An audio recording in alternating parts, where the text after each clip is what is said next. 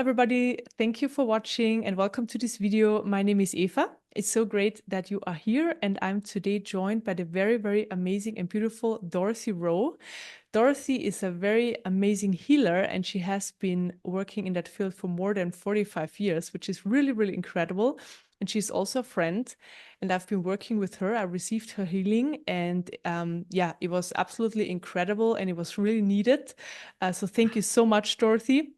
I just want to share really quickly. So when I was pregnant with Serafina, so when I knew that I was pregnant, I had a session with you, and then a few weeks before giving birth, because I just wanted to clear everything that's possible so that Serafina can come into this world clear and, you know, in the best possible way.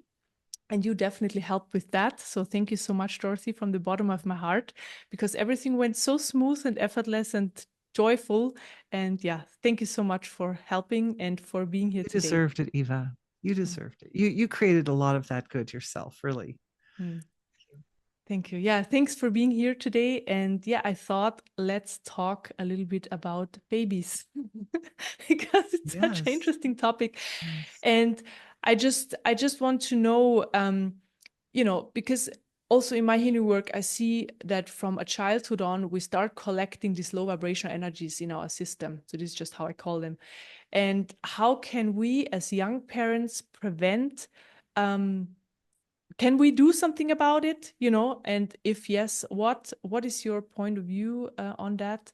And also, you know, older children. You know, some people have older children, so I'm not talking about just talking about babies, but maybe we'd start with babies. So yeah, that would be really, I would be so interested. So Thank you for this yeah. question. Thank you. Um,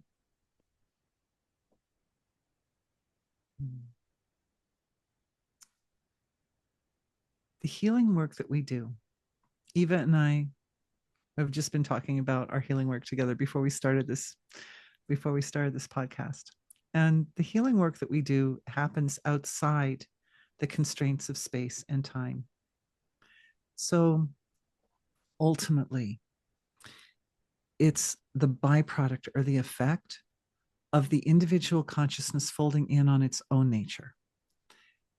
As parents, we support the children to have as high consciousness as possible, because ultimately it's going to rest on as a responsibility on their shoulders to live a life that allows them to work the field of their consciousness to interact with their own nature and support themselves in all of those situations and circumstances as young people when the nervous system wasn't evolved enough to be able to make a full assessment of their experience.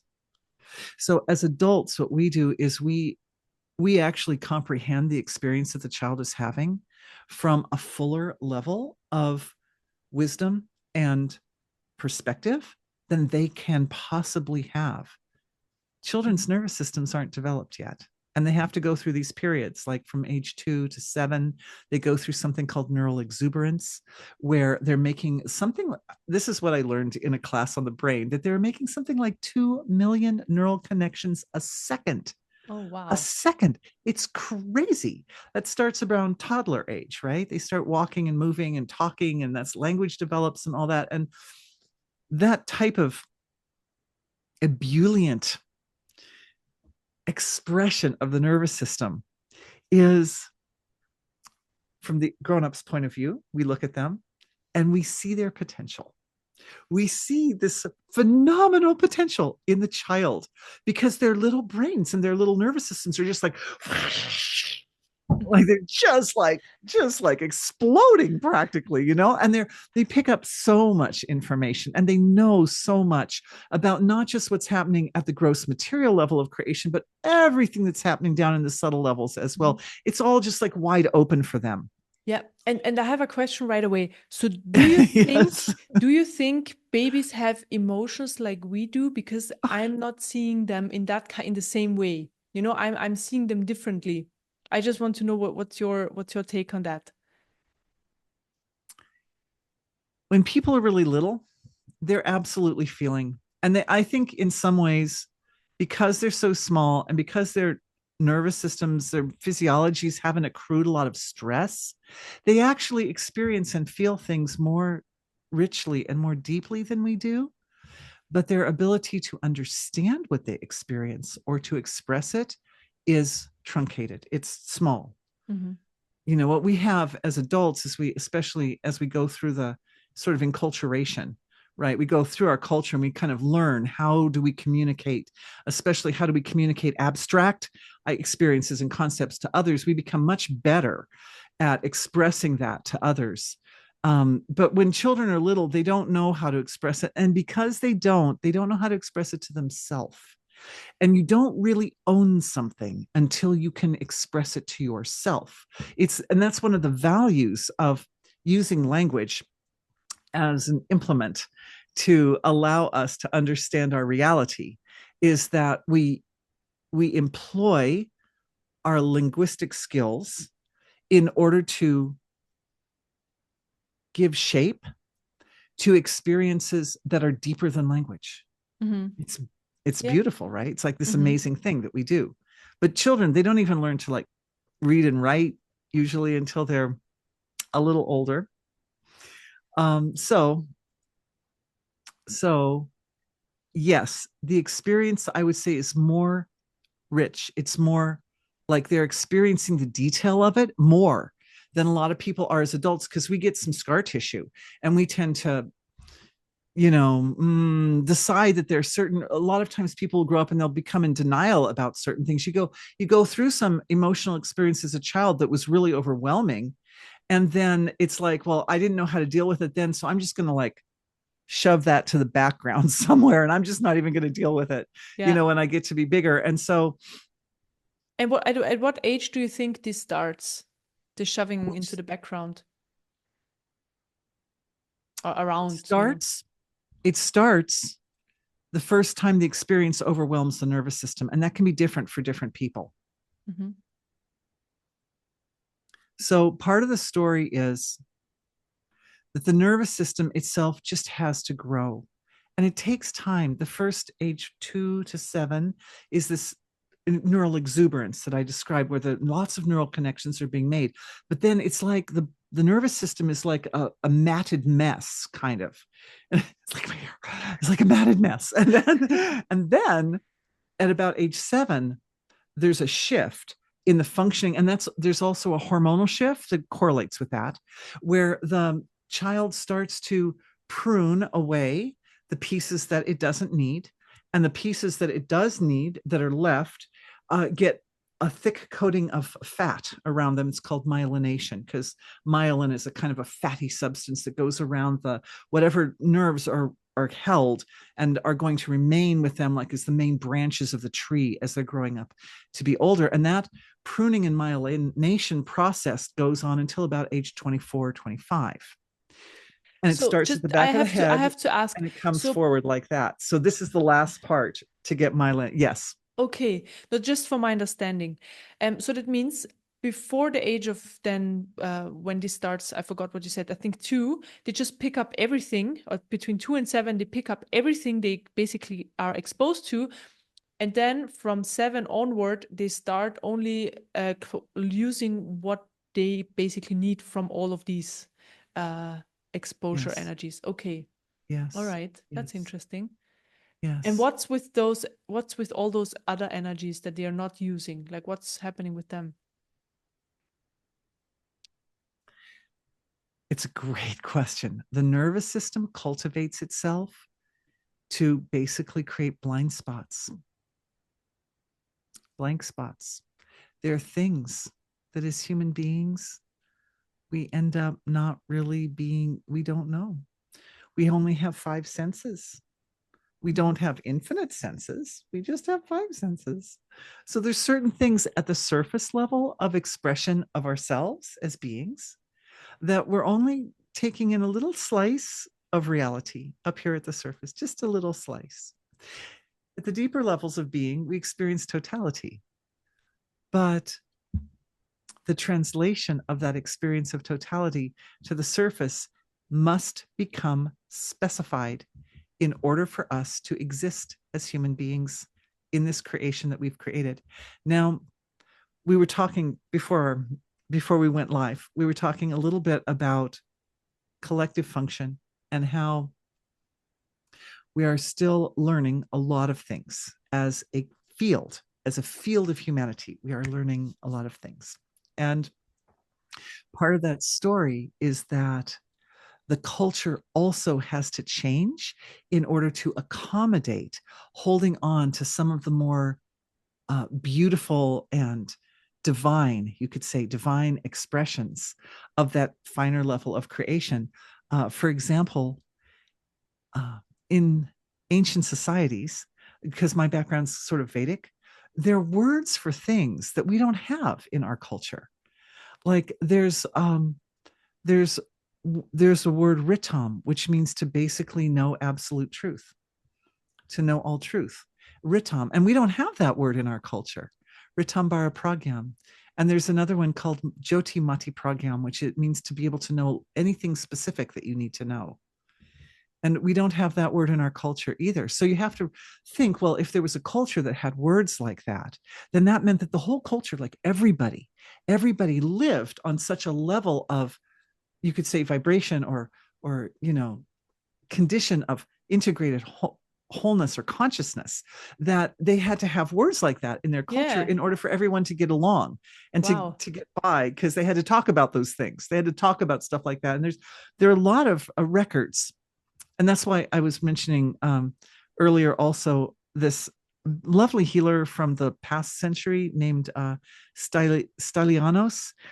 They called him Dascalis because Dascalis just means teacher. So he was called Dascalis. But, he had a complete full recount of all past lives with every detail. His names, his parents, everybody he knew, everywhere he went, all the names of cities, everything. And he could go back and check on all of that stuff. And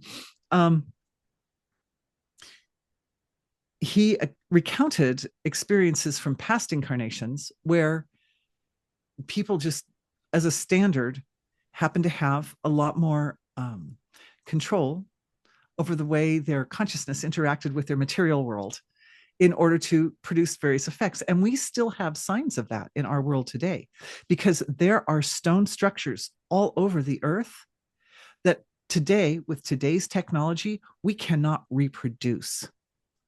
There are stones in places in the Middle East and in Egypt, obviously, and also all around the Mediterranean, stone structures where the base stone weighs something like, I saw a picture of this one temple that was built on top of other temples, but the base stones are like 60 tons. We can't move those. We can't move those with today's technology, but they were doing that back then. They figured it out. They figured it out. So you mean they had access to a different information of their being than we have, basically? Yeah. Okay. Yeah. How can we and get it was that, what Dorothy? they needed. They needed that I back want to then. have access. I know. We all do you know? Can you share? Yeah, well, the thing is, we're moving in that direction. But what happened is the access that they had back then, obviously, on some level, must have been corrupted, because then it was lost, right? The knowledge was lost to time. And so what's happening now is, at a very large collective level of our creation, we're exploring, well, what does it take? What other qualities or characteristics of the human nature are required to be developed in order to be able to have that knowledge and not lose it over the course of time? And so we're in a phase of, this is my opinion, my personal opinion, but we're in a phase of human evolution at a collective level right now, where we're having to become much more dedicated to the highest truth, which is why your website is so beautiful, and it's such a beautiful gift to our world. May you have millions and millions of subscribers to your website, dear Eva, because hopefully one day. Yeah. Do you want to tell people a little bit about that for just a second, so they know what I'm referring, if they're new to this? Yeah. Yeah, if they're new to this, so I mean, you talked about the highest truth. So the transmission I work with that comes through contains the information of the highest truth, and the highest truth is everything that exists. And the transmission comes from outside of creation, but it contains everything in creation. And if people are connected, so they can be connected via a website, so it doesn't need me as a channel. So they just go on the website and they click a button and then they connect it and the transmission comes in and it pulls them towards their personal highest truth. So whatever that means for their unique life experience, and everything that's not of the highest truth can start falling away, or they see it or they're conscious of it, and then it can go. Then it neutralizes the system, and then from there people are pulled towards their personal highest truth. So opportunities are opening up, possibilities, also the whole potential, right? Everybody has their potential that's already there in place, but it's just not seen. And with that, they also like can access that potential, what they need in the present moment. So it's always about the present moment. It's not seeing about the whole range. So they can access that as well, and then it pulls them towards their true nature. This is what the transmission is doing. Yeah, and I hope my highest truth is to find one of those ancient abilities again, because I'm so curious, like this embodiment stuff, where with the consciousness, there is like an end to that, and that's very interesting and fine. But then what's after that? What's more? Like the embodiment of the divine, but what abilities are coming with that, and what openings? And also the system is fully changing. I see this more and more in my work. So like last time, it was so interesting. It came up, basically a new kind of humans is created, just a very high vibrational human, and all the old baggage. So we are the generation that can like get rid of the old baggage. This is our part in this, and the new generation can start fresh. And this is what I see in Serafina as well. So I'm doing the work, then she doesn't get my stuff, and then she can go from there. Yeah, so this is basically she wants some of your stuff, Eva. She does. I mean, maybe some. She wants all the good stuff. She Yeah. wants you to share the good stuff with her.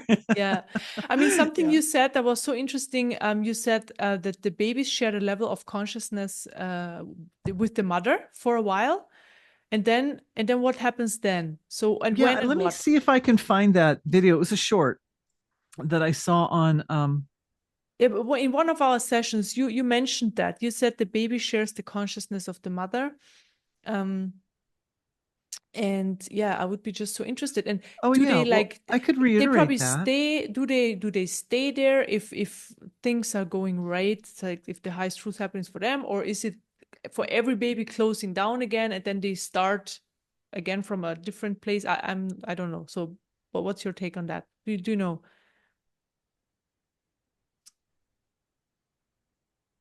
The heart of the mother and the baby are always connected. There's so many points that you just covered. I wanted to kind of touch on all of them. Okay. So, in fact, we're always connected to all the people that we love. The deeper there's a love connection, the more the evolution of each person blesses and benefits the other people in their circles. And that happens both from the level of the heart, like through bloodlines, but it and also friends, obviously, but also just people in your near vicinity, your neighbors. If you're holding a very high state of consciousness in your space and in your house, your neighbors also benefit from that. But I wanted to say, your question was, oh, I want to go back and I want to get those keys. I want to get those pieces of knowledge. And I agree with you that the physiology is changing and that we are consciously, intentionally changing our physiologies by focusing our awareness on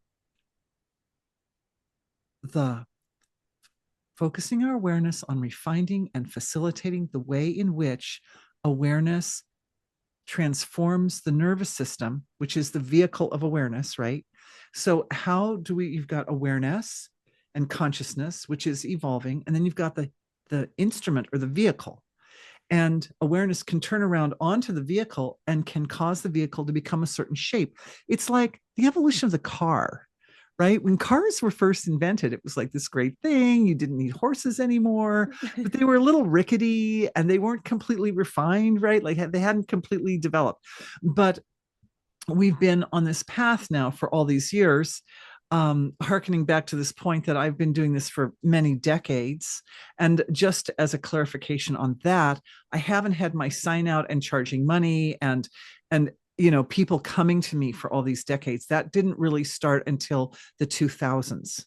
That started in the 2000s for me. Back 40 years ago, 45 years ago, I was doing this work, but it was completely undercover. It was completely, just I wasn't given a choice, because as a child, I was told I have to do this. And as a child, I was like, no, I don't want to do this. I don't want to deal with sick people. I just want to be happy. And so I was running away from it for a really long time. But then in my 20s, I started just being easy with it happening all the time with people, again, like the thing with the neighbors, a little bit like that the consciousness was raising here. And I had lucid dream and sleep. So I was working with people in dream and sleep time, and changes were happening, and they were good changes for my bloodlines, good changes for all that. And I could see the mechanics. I was watching the mechanics of how consciousness does it, and how the divine within each person is actually the key for their fastest evolution and healing and well-being. So coming back to the nervous system now and awareness, how does awareness impact its own physical structure, the vehicle, in such a way that the intimacy of the connection between the individual and the divine is most robust, is most complete, and most full and whole? So yes, one of the things as a mother you can do is talk to your children about God. Let them know that there is a relationship that they have with some. And now some people who are listening, maybe they object to this. I don't know, because when you start talking about, then all of a sudden it becomes organized religion.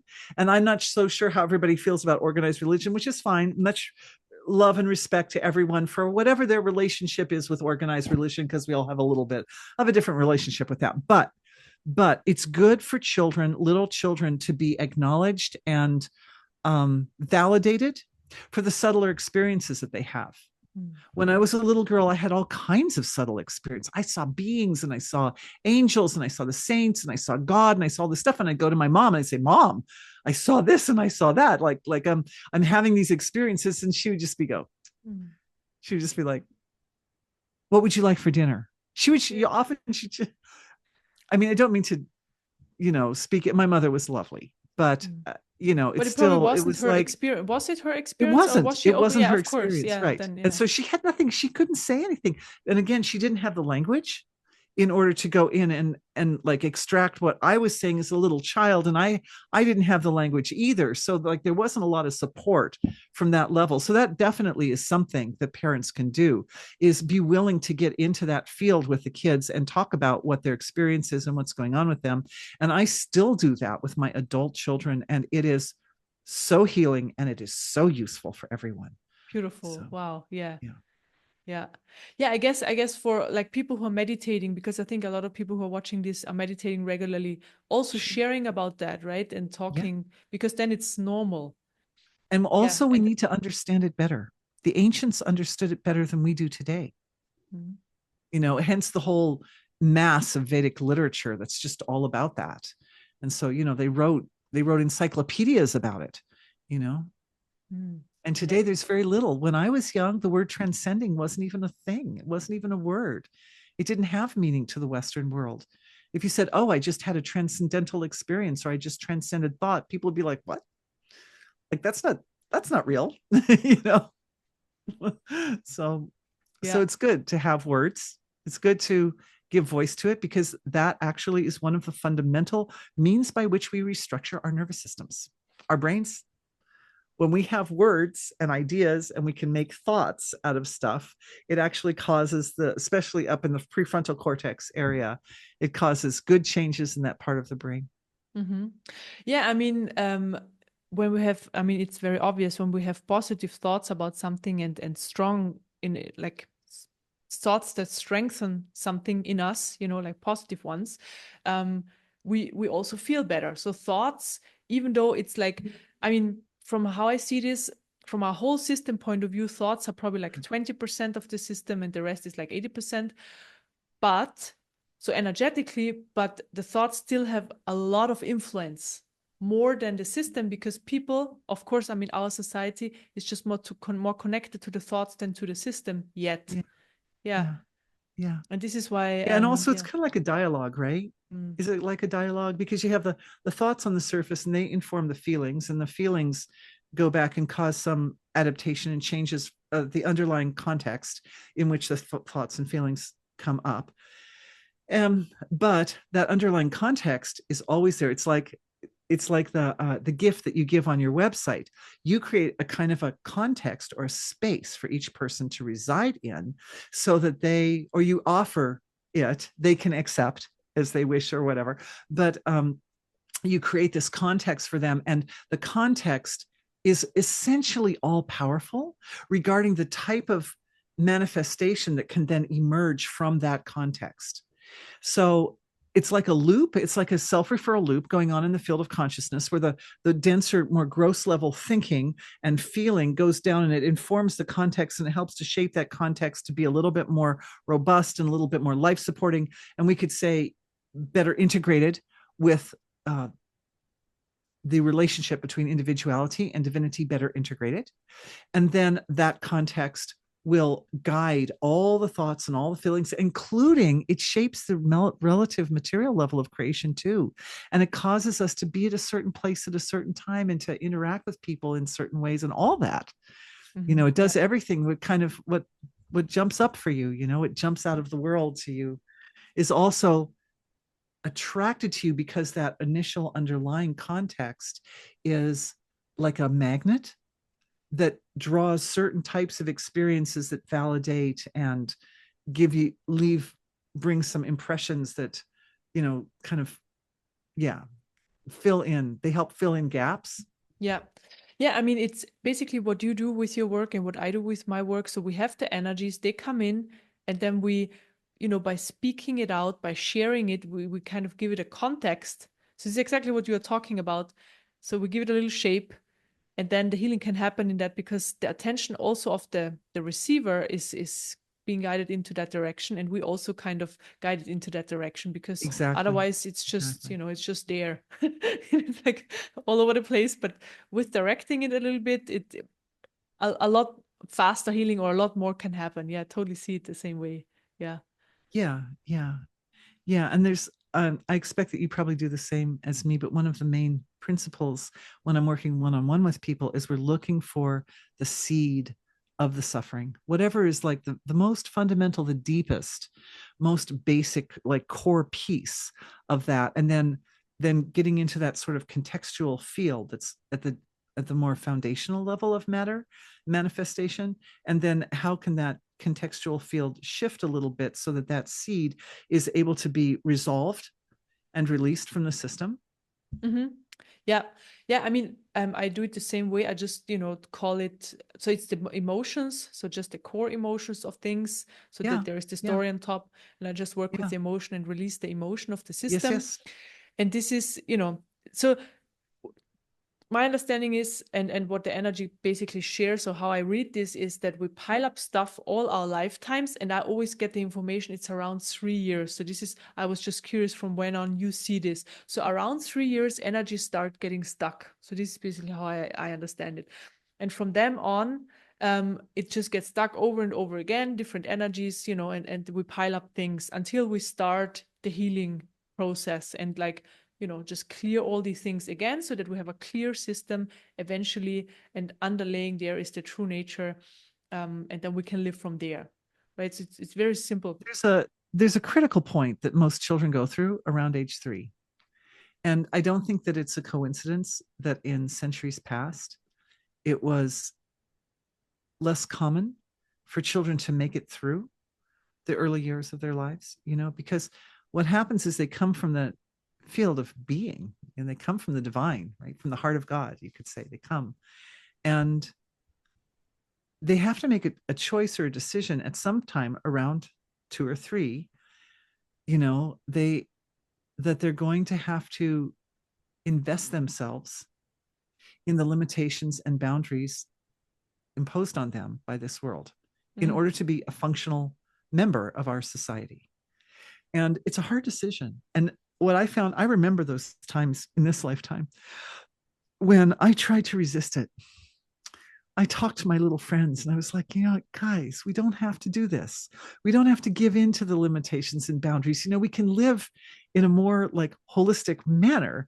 And they all turned on me. I remember they turned on me, especially the little bit older ones, the ones who are like getting towards like 8, 9, 10, that age. And they weren't having it. They weren't having it. They're like, if you're going to believe in angels and fairies and devas and gods and stuff like that, and you're going to try to talk about that stuff to us, then we are going to ridicule you and we are going to isolate you and we are not going to let you in our social circles. And so it's hard because I've seen again and again children go through kind of a heart grief at that point because they have to give up their connection to that other level, all those higher realms of creation and all that, richness, all the richness and goodness that's in that field of creation. They have to let some of it go in order to fit in. Otherwise, they're going to always be the odd man out. They're always going to find themselves socially distanced from other people. And it's sad, but like for some reason, that level of investment then drives them to make the sacrifices that they need to make to be part of our culture and our society. And this comes to me because there was a recent event in my area that was a very, very tragic, very, very tragic event.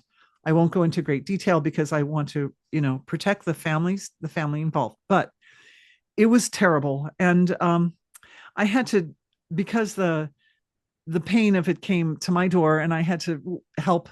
I was asked to help people. I looked at this pattern, and I really appreciate you bringing this up, Eva, because this is very much at the forefront of what I'm looking at right now. But it's as if what happens, the child starts out and when people are little, everything works great. Basically, their little bodies and their little nervous systems and everything, they don't have a lot of stress, right? So they enjoy basically good health and just kind of a natural, pure attunement to the creator, and their relationship with God is beautiful. Like, it doesn't even say somewhere, I'm not a Bible expert, but somewhere in the Bible it says something like the angels watch out for children and fools or something. There's some statement like that in the Bible, because it's like they're just lucky. They're lucky and they're blessed and they're attuned with natural law, and they just innocently, you could say intuitively or instinctually just do the right thing. They know it's right. They kind of feel it, they're feeling their way through. But the nervous system hasn't evolved and developed yet. And they don't appreciate the level of attunement until they really understand it. And we as human beings, it seems like this is a pattern to me. We don't seem to understand it and fully appreciate it until we a little bit lose it. We start losing that connection a little bit. And then we're like, oh, it feels better to be really healthy. I think I need to change my diet, or just things like that, like little things. We become wise. Like, we have to go through this maturation process. We become wiser. And when you get through the maturation process, then you regain a lot of the simplicity and the innocence and the sweetness and the beauty and the goodness and the charitability and compassion and alignment with natural law. But knowing it, that you are aligned with natural law, it's intentional, and it's the heart and mind act decisively. It's not just that, oh, well, I'm kind of instinctually doing the right thing at the right time and I don't understand it. It's like, I'm here with this because I know, because this isn't a joke. Human life isn't a joke. Human life, each soul is infinitely valuable, infinitely precious, because we have the ability with our awareness to move our awareness through the entire spectrum of human experience and to transform the darkness to light anywhere and everywhere, anywhere our awareness goes. Yeah, beautiful. Yeah, I mean, that was very, very interesting what you shared, really. And I mean, I don't know what's gonna happen when, Serafina's going to school and, there are other children and they have to she has to let go of, her boundless being. I mean, I kind of already So my approach is she's infinite, right? And she knows that.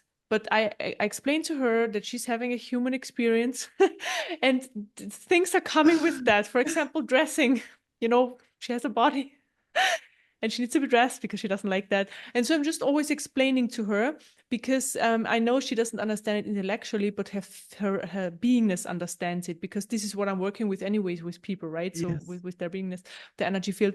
And so I'm just explaining things to her that this is just part of the human experience and just an example.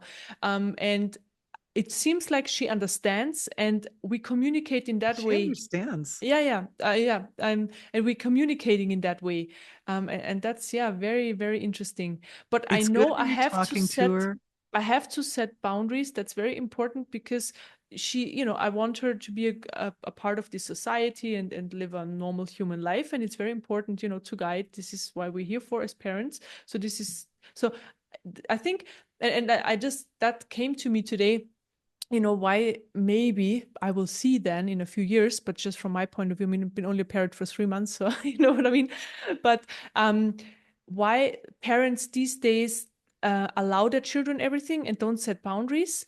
And I just, like, what came to me is really that they are damaged from that, or they know that, they have inner child stuff there going on and they need to do healing work, but they are not looking at their stuff and doing their healing work. But again, they projecting it to their child and Right. say, okay, I'm not setting any boundaries because I received them and they weren't good for me. And what would be better is if people would actually heal their own system and set Right. healthy boundaries. So this is Absolutely. this is what came to me today. The Yeah. fact is, children don't feel safe in a world without some boundaries. Mhm. When they get up, they start getting up into 3, 4, 5, 6, 7, like that. If there aren't boundaries, then they live in a chaotic field. The field becomes very chaotic with it. You need boundaries. It's like walls. You need walls in your house. If you don't have walls in your house, then you don't have a house, and then you're exposed to the elements.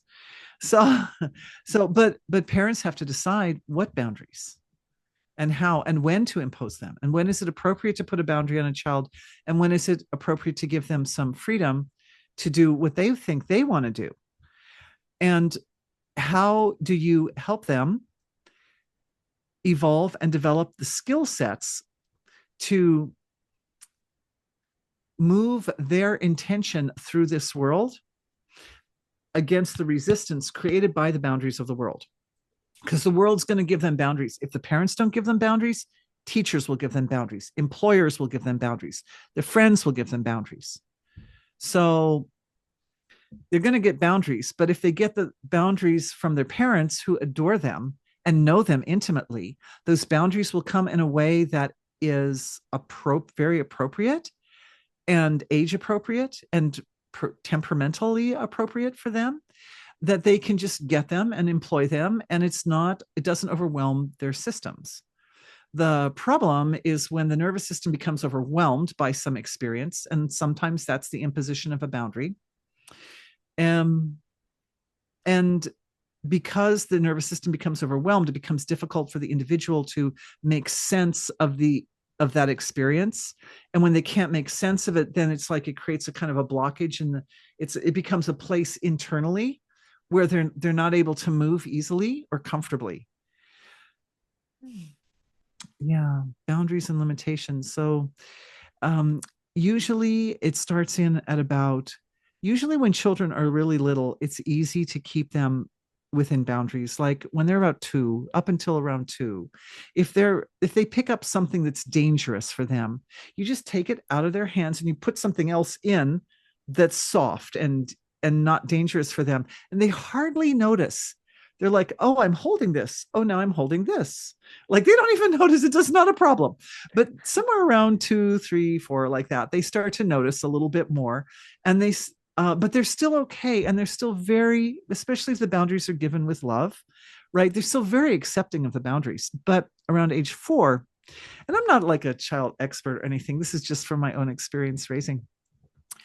They start to feel separate, a little separate. It's when they make that decision, oh, I have to let go of all that connection that I had to the divine, and I have to be a little more invested in this world of separations and boundaries and limitations, they start to feel separate from other people and stuff. And they, up till then, you notice how Serafina, she's so close to you. It's almost like she's part of you.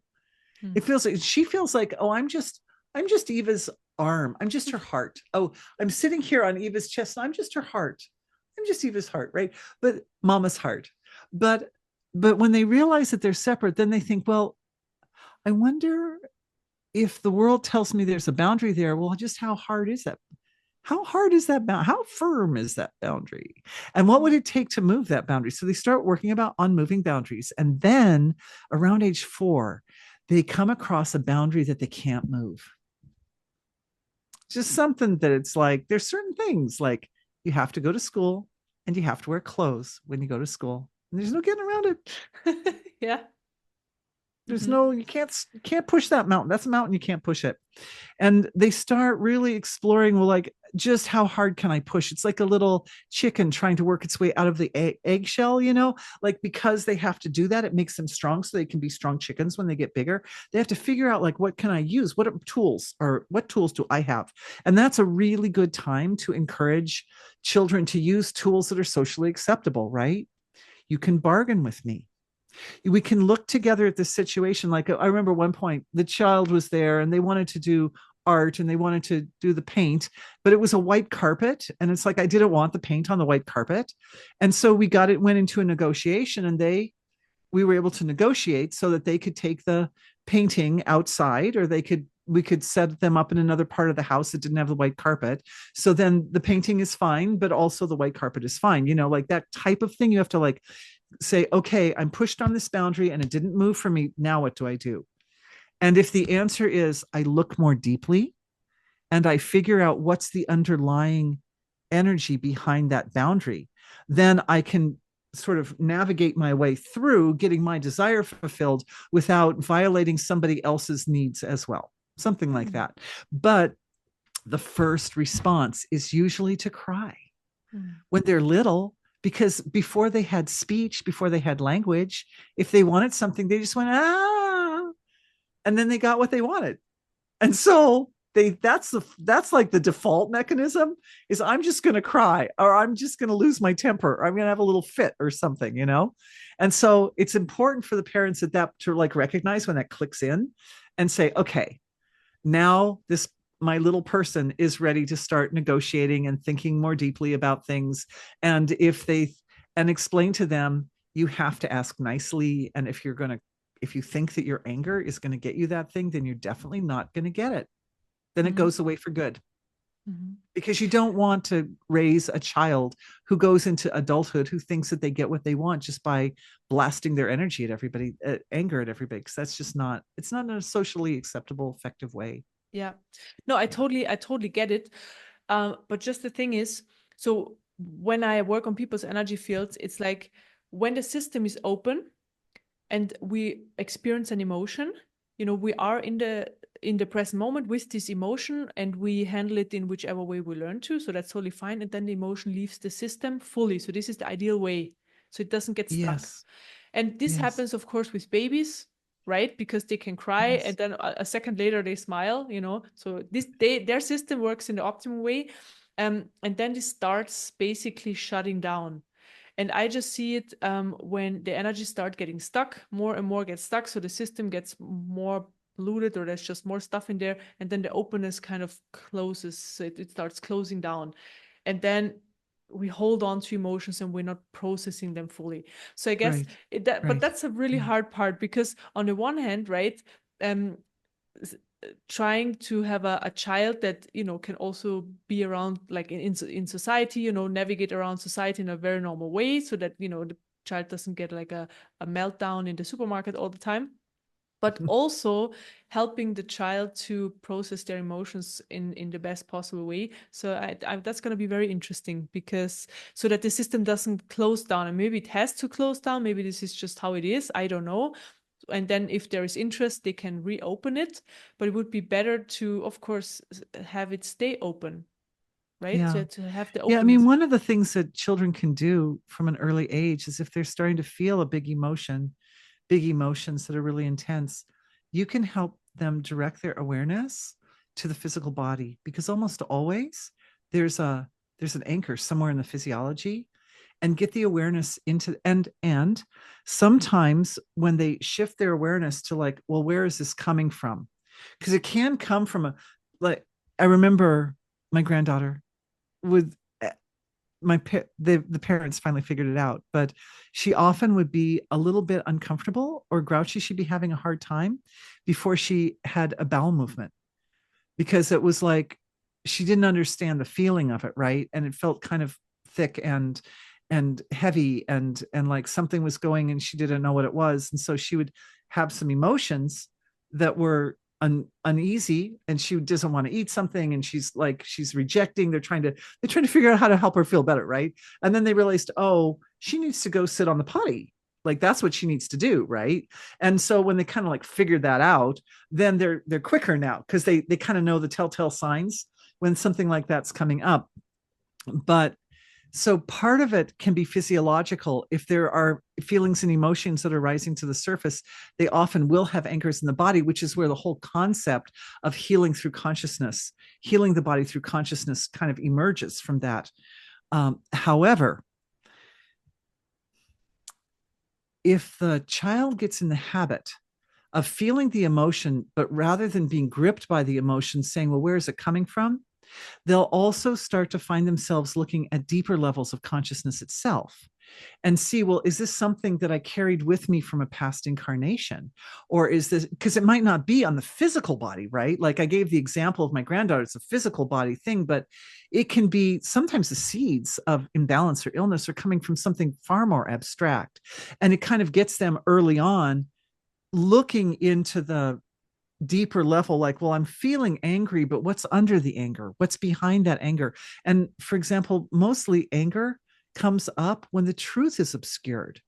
So if you're experiencing anger and you're thinking, I just feel, and you can step a little bit back from it, witness it a little bit. And that's what also, if you're working with a client, of course, that kind of happens naturally, right? Because we're always going to be a little bit witnessing our clients' emotions, but to step back and go, yeah, but what is that piece of your truth that was denied or has gone unrecognized or unappreciated? What is that piece that's not being appreciated fully, that is trying to get out to the surface? And because it keeps trying to get out and it keeps hitting a boundary, then that creates kind of like a friction, and it can translate as the emotion of anger.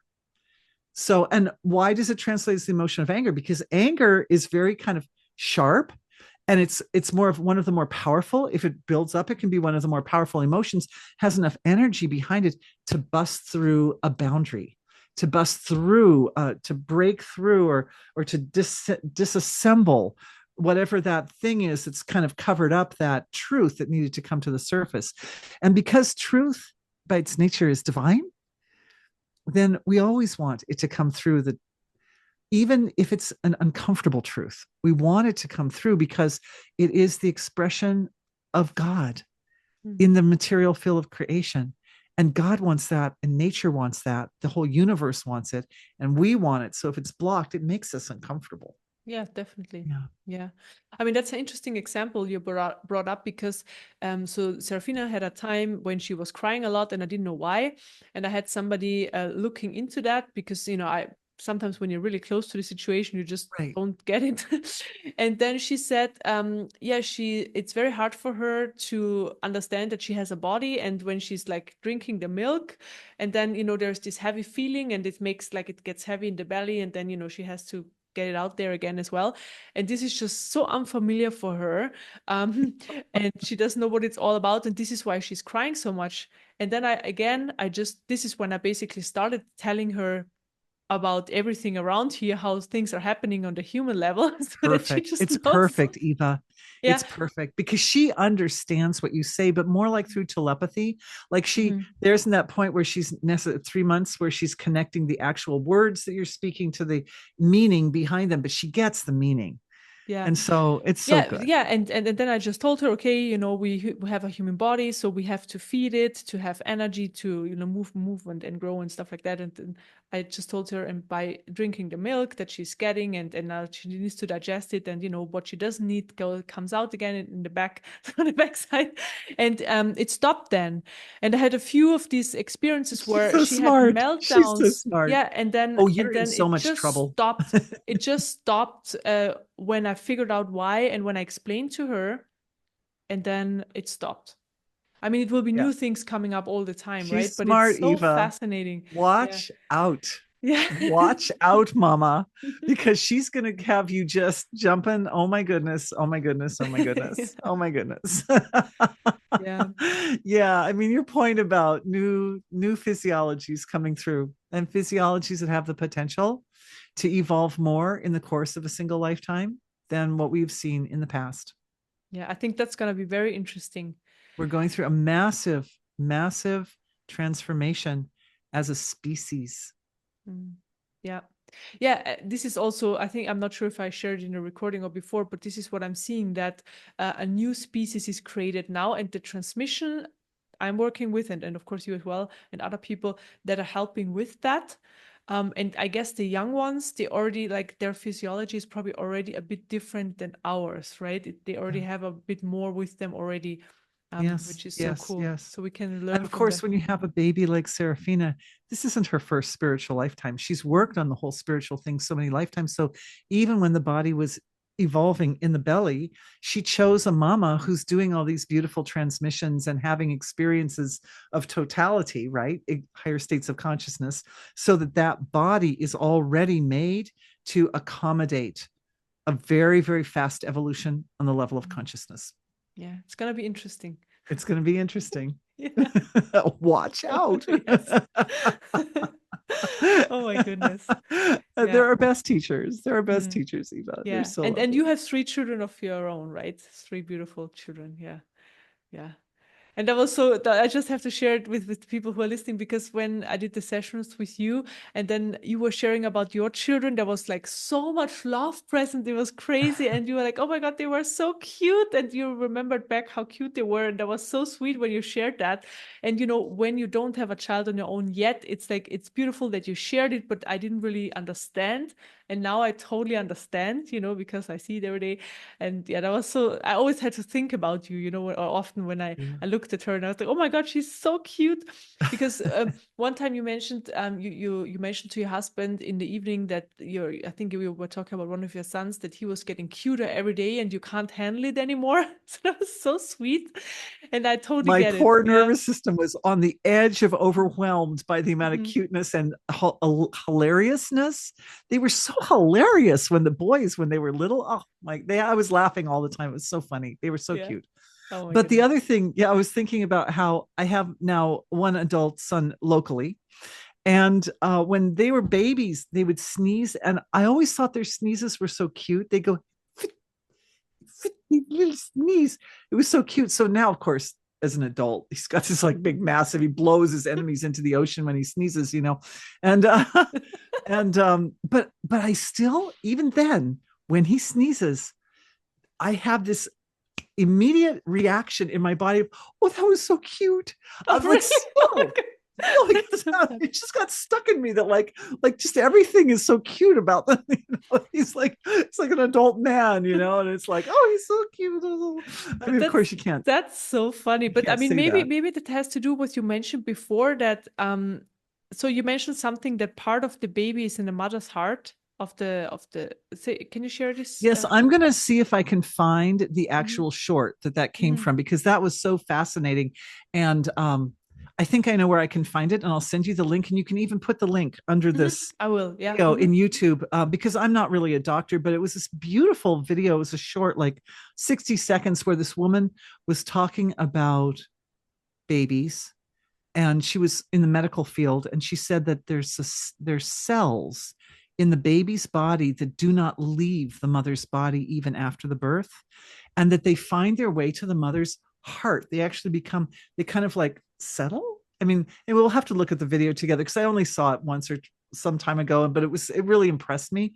And that So they become part of the mother's body. Basically, they're cells from her body that are in your body. So even if you have a miscarriage, or if you had some other situation where the baby's no longer with you, that part of that baby is with you. Like I had a miscarriage between my two sons, and there's a part of that baby that's still with me, even though that child did not choose to, stay and live in this world. And so that's very interesting to me. Yeah. That, and I know that when I reach out on the level of consciousness, I can always find that soul.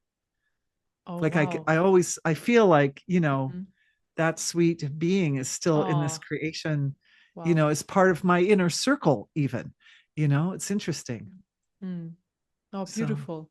Beautiful. yeah, This explains maybe why the bond, I mean, between mother and child is so strong, and also the right, love is just very different compared to any other love. And I shared this before, and I think it's just so interesting.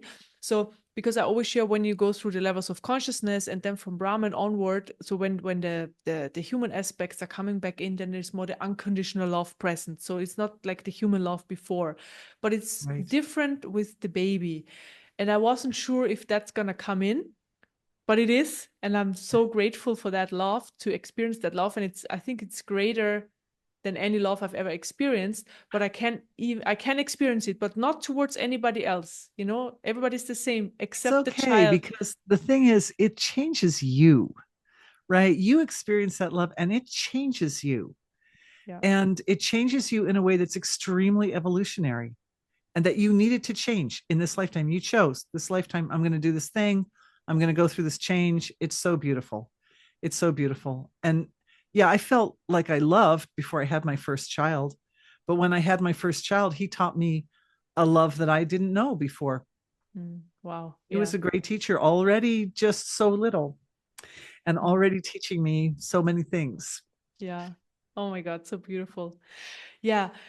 Dorothy, can you do a little Oh, healing for yeah. us? That would be so amazing. Yeah, Just for, let's I don't do know, that. 10, 15 minutes, just something very, your healing is always so beautiful. So I know something very, very amazing is going to come up. So enjoy, everybody. I know it's going to be really, really beautiful. Thank you, So Eva. Yes, let's do that. I usually start thank with a you. little prayer of gratitude. Yes. So I'll just do a little prayer and then we'll Yeah. dive into the healing. Okay. Thank you to the creator of the whole universe, of all the universes, the great, almighty, absolute God of gods. Thank you, thank you, thank you for making everything, for making us in a way that we can know you, and we can fathom with our awareness from the most superficial level of creation to the most abstract level of creation, and then to that gap, that relationship that that exists within all of us between the unmanifest absolute ocean of being and the way it comes forth as the forms of the creation. And we can see those mechanics and understand and appreciate the mechanics by which that happens. It's so beautiful. And in this healing, may we use that perception and understanding to support greater health for everybody here, everybody watching. May every moment of this healing be precious and valuable, golden, may it be golden, filled with the uncreated light of divine grace and love. Thank you, everyone, for being with me. Thank you so much. Thank you to God. Thank you. Thank you. Amen.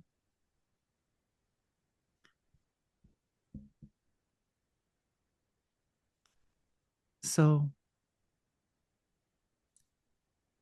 I like to tell you the mechanics when the healing is happening. The awareness settles down, and the first place that it settles is in the core of the heart. There is the nervous system in the chest center, has this ability to monitor the very fine energy fluctuations that occur within the entire field of creation, and that are particularly occurring right here, right now, around us as we sit together for this healing. And if you sit when the video uploads in a couple of weeks, no worries, because we're all still in this place. It's really beyond time and space, but it is that present self, that present moment. And to be able to like directly experience and process and understand the nature of those shifts that are happening. And I'm seeing an opening of the meridians between the heart center up to the temporal cortex. So the temporal cortex is the area just behind the ears, up in the brain. And the inferior temporal cortex is the memory center of the being and the body. So there's a very nice connection right there. It's like an opening.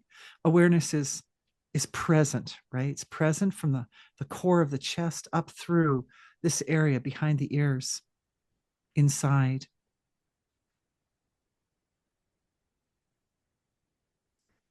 And the uncreated light of God's love shines from the center of the heart up into the hippocampus on both sides of the head, right and left.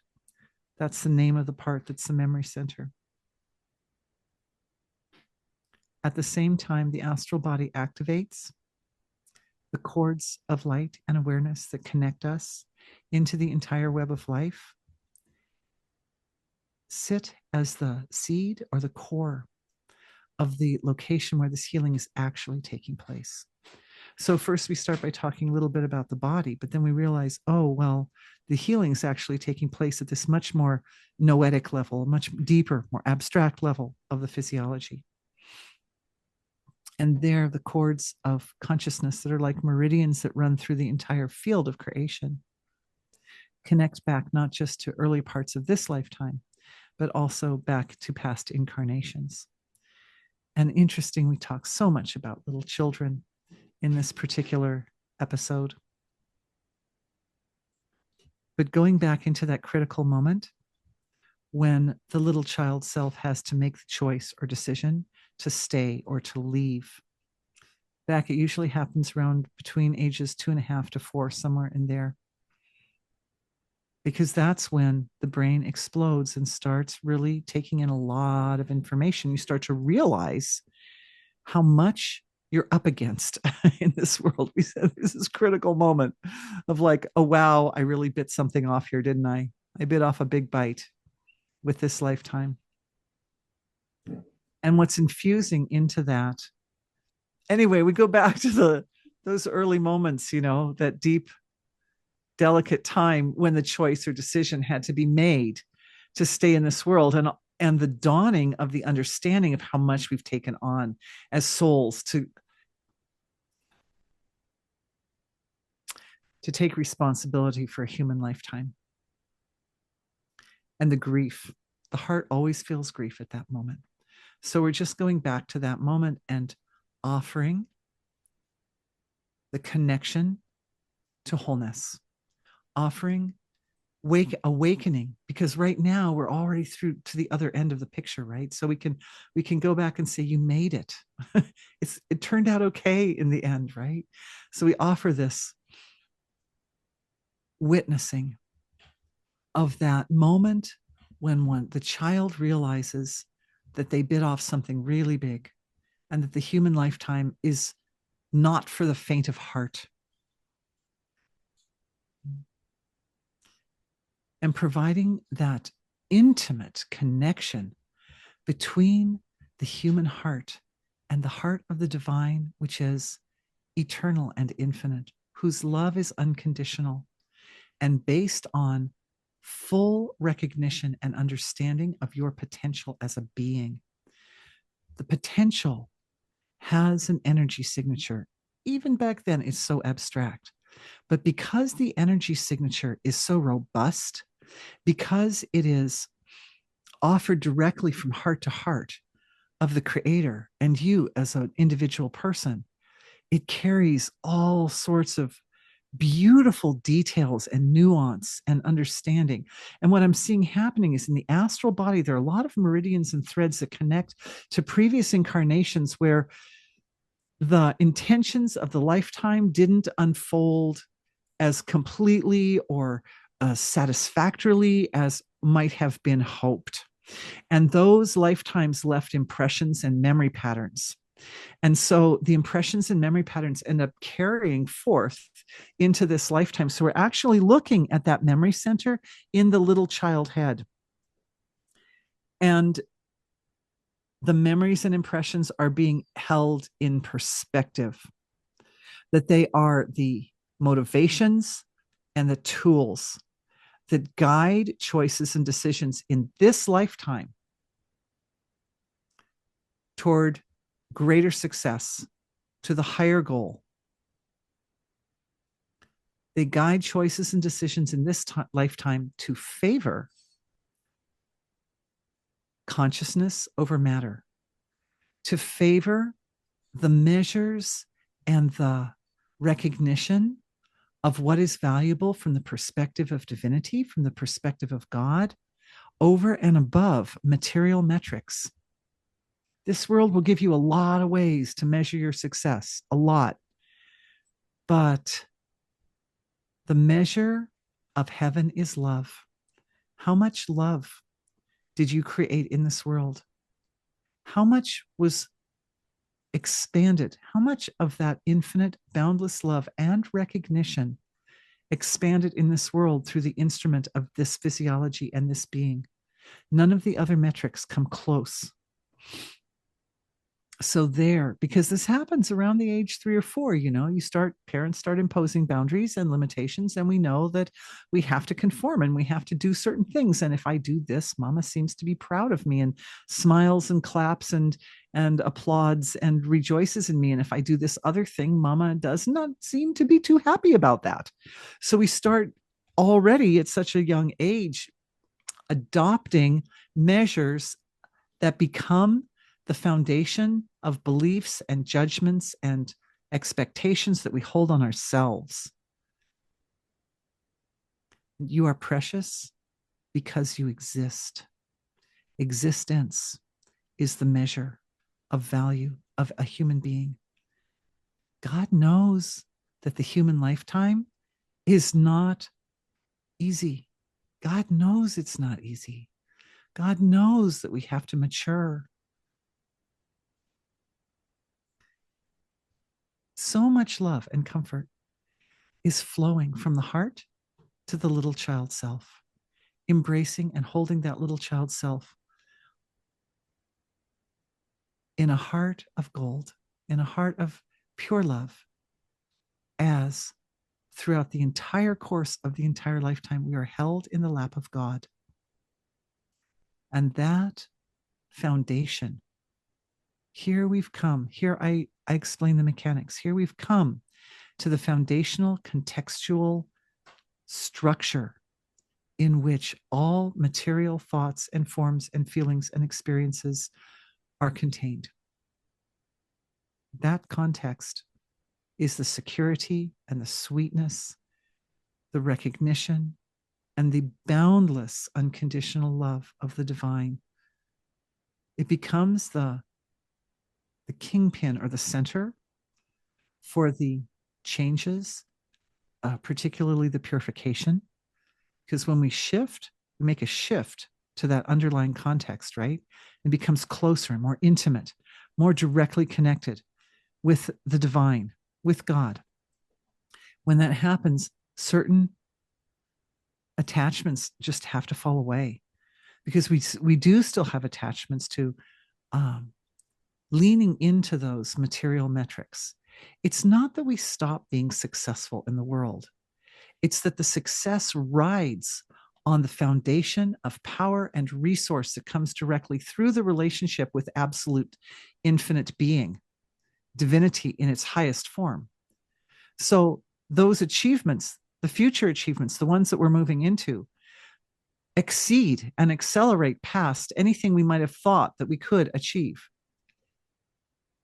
It's that the attachments to pleasing authority figures, and particularly, and this is happening for the little child self also, any time or place within the history of this lifetime or past lifetimes where we gave the authority to some bigger, more important person to define who and what we are for ourselves, to define us.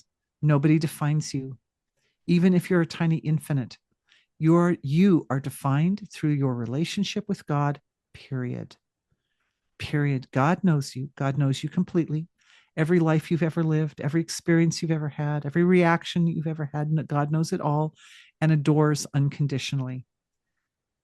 So all this process of looking to others and expecting someone else to tell me whether I'm lovable or not, every time that's happened within the course, this is happening down at the causal and astral levels of the body. Those threads that beam out from the astral body are going back, and they're kind of gathering up and collecting every moment of the past where one gave one's power away, power of self-definition away to anyone or anything. Sometimes it's a job. Somebody asks you, oh yeah, who are you, what do you do? And you say, well, I work for the government or something. It's like the job defines you. No, the job does not define you. God's love defines you. The job is just a job. It's just on the surface. It's just what you happen to be doing at the moment. All those times, all those points, all of them, they're gathering up and forming into a kind of structure in the astral body. And then they travel back to the source of creation. They're just given. They're given like a gift, offered like flowers at the feet of God's grace and love. Oh God, I was holding all of these. Now I give them to you. You define me. You define me, God. Nobody else defines. And the key, the pattern, the habit, right? Memory patterns and impressions. Again, this is some clearing that takes place in the inferior temporal cortex that allows you to restructure habits and patterns when you're not sure or when something doesn't go the way you were expecting it. We don't look to others to define whether we are successful or not. We look deep, deep into that precious, eternal relationship that transcends all lifetimes and all relationships. We look to that relationship to help define what's going on. If one has a desire and you wanted something, but you didn't get it, then we look back to that relationship and a solution comes, because the source of creation, the divine, is the source of all answers to all problems, all wisdom, all material resources, all blessings. It's just establishing and establishing. This establishes flexibility and stability simultaneously in the entire neural network around the heart center and up into the head center. And I'm seeing it also going down into the belly, into the Basti Mahamarma. It's a Vedic term. There are all these big three Mahamarmas, one in the head, one in the heart, and one in the gut. And in these three, we're shifting the pattern of behavior to always seek the highest first. We always seek to the highest. Oh, something didn't go well. Oh, this situation is overwhelming me. Then we seek to the highest first. And then everything else that comes, people have their opinions. And when people love you, sometimes their opinions are golden, right? Sometimes their opinions are really, really helpful. Sometimes they speak the light of God to you right when you needed it. So it's not that we reject the opinions of others, but we are discerning. And we use the relationship with divinity as a baseline to help inform our analysis and synthesis of the definitions that come to us, of the ways this world defines us as individuals. We don't have to accept definitions that are corrupt and damaging. We just pray for that person. Just pray for them. So a deep, sweet prayer of gratitude and appreciation that goes from the heart center to the source of creation, and then through us to all those people that we gave our power to, that we gave them the responsibility to let us know if we were beloved or not, if we were important or not, if we were valuable or not. It's too much responsibility to give another person. So asking their forgiveness and letting them know that they are also loved unconditionally. Once you own that unconditional love and life resides in the lap of God, then all else unfolds in the highest, most profound, and wonderful life-supporting way. Health, relationships, spiritual development, opportunities, for growth in the material world, all of it. May it be better for everyone.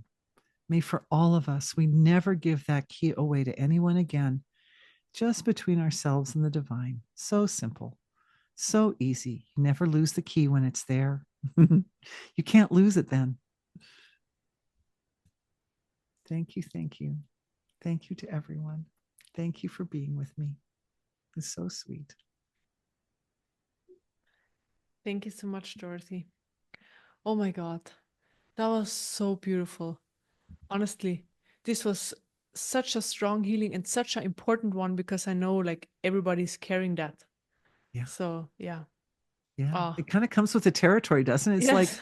the way the child grows up in a world where Yeah. they're surrounded by teachers and parents Mm, and older kids and everybody, and everybody tells them everything, you know, and then they start to, and that's a trap that parents can get into is, well, if I let my love flow freely to my child, um, and when they're doing what I want them to do, and then I retract my love when they're not doing what I want them to do, then they start only looking to the parents. It's a powerful way to control a child, but it's not kind.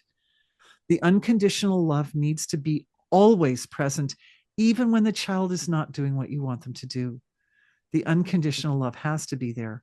And it's more like then you're guiding them, you know, then you're just guiding them. Oh, mm, the situation isn't working the way we want it to work. How can it work better? What can we do? We're going to work together and make it better. That's all. mm. Yeah. Beautiful. I really felt like everything you shared. So in the work in the heart, and then especially in the head, when you went back to that, when this was basically programmed. Um, Yeah. yeah, I really felt then like it's lit up and yeah, expanded. It was really beautiful. Nice. So powerful. Thank you so much, Dorothy. Honestly, I Thank love you, your Eva. healings. Thank you so Oh, it much was for, so yeah. lovely to be together. Thank you for giving me your time. I know how precious your time is, Eva. So bless you, and thank you so much Yeah, for thank you so being much here and for inviting being. me on the show. Yeah, yeah. Pardon? Thank you so much for being here. Like it's so beautiful that you with us and we had this amazing conversation and I learned so much. So thank you. It was so interesting and so lovely just to chat. So thank you so much. Thank you, sweetheart. I Yeah, think we're doing something really good. yeah. Yeah, Okay, it's then good. I We're doing just it together, Eva. We're doing it together. yeah, and this is something that's so important to me. Teamwork or connection. Yeah. Yes, yes, yes. And I think it's like the word of the day because that's what we're also seeing in the big transformation in America right now. Mm, yeah. It's like we're leveraging higher laws of nature around the process of working together collectively as a team. Mm, yeah. It's I mean, I, important. I think the outcome will be amazing of that because it's always beautiful to connect and we learn from each other and we receive as well. It strengthens us as well in certain ways. So it's yeah, Absolutely. yeah. Absolutely. And I think it's like essential for the survival of the species. It's like the next step of our evolution that we need to come into. And it will affect our nervous systems, and our nervous systems will become more refined and will become wiser. And it's going to be really, really nice. It's going to be so nice. Yeah. That It's sounds a bright great. future. It's a bright Yeah. future. Yeah, I totally agree. The future is bright. Yes, definitely. Yeah. Thank you, Okay, darling. thank you again, Dorothy. Thank you so much. And also thank you everybody who listened in. Thank you. That was very amazing. Thank you that you were here. And yeah, so that's it. Right. All See you right. soon. Bye Bye. bye.